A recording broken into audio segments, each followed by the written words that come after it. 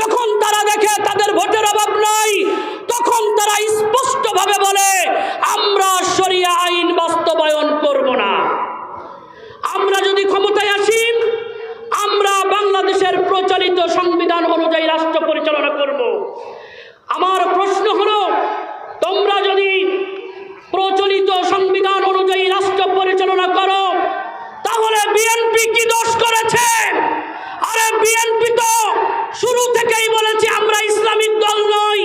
BNP তো বলেছে যে আমরা দেশের প্রচলিত আইন অনুযায়ী রাষ্ট্র চালাবো, কিন্তু তারা তো মুসলমানের কাছে গিয়ে বলে নাই যে আমাদের ভোট দাও, আমরা শরিয়া আইন বাস্তবায়ন করব।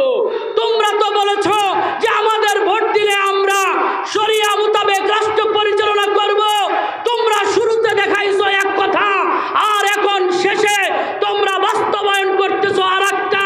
ও আমার জাতি, এই সমস্ত মুনাফিক, এদের থেকে যদি আপনারা এখনো ফিরে না আসতে পারেন, আগামী কওমি অঙ্গনের মধ্যে অনেক বড় ক্ষতি হবে। ইসলামকে তারা ধূলিসাৎ করে দিবে, কওমি সিলেবাসের মধ্যে তারা হাত দিবে।